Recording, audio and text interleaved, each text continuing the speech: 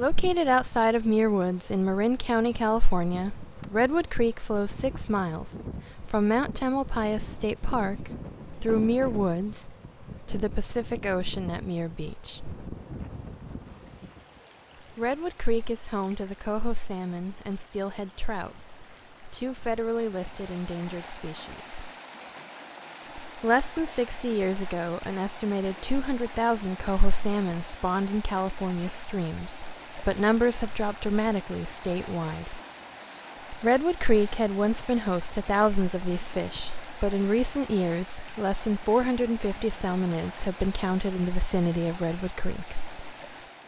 So Redwood Creek has a population of coho salmon and steelhead trout, and this is really the southernmost stream in the whole United States that still has a sustainable population of coho. They extend all the way up to Alaska, but this is really as far south as they come. They spend their first year in the creek system. The mature coho come in to lay their eggs as soon as we get enough water to open the beach barrier down at the mouth at Muir Beach.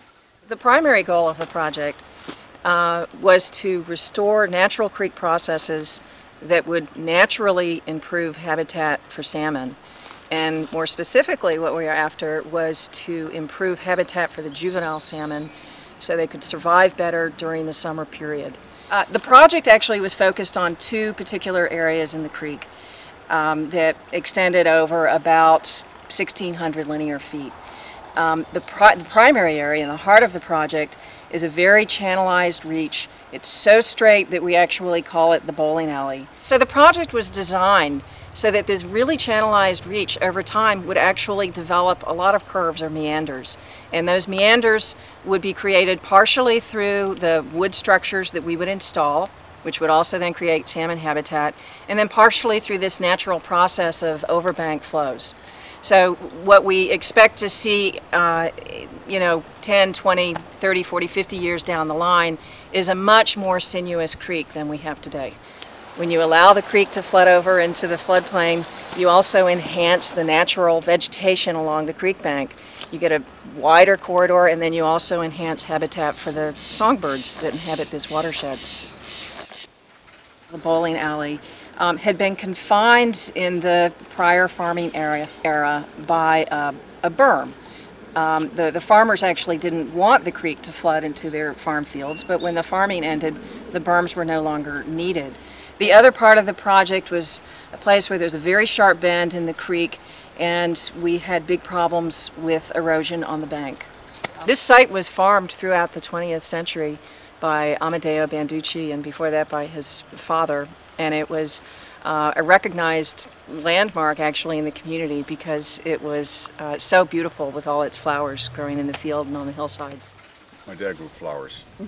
Okay, but during the war we also grew vegetables. For the war effort we had beans and potatoes and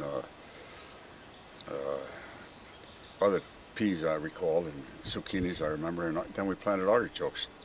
They all grew wonderful, but it was just hard to sell as competitive, and we still grew flowers at the same time. Okay. So, and in the 40s, late 40s, we started to experiment with heather. We planted our first patch way up in the upper field up there.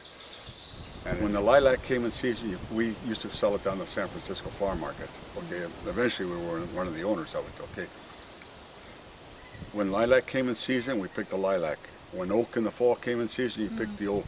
You had the Tyon berries, the pine cones used to make grease, and acacia, believe it or not, was one of your biggest sellers in the springtime. They used to bag it. I know a lot of people get hay fever and stuff, and all those things there. We went all through the year doing that. We did that in the 30s, I recall.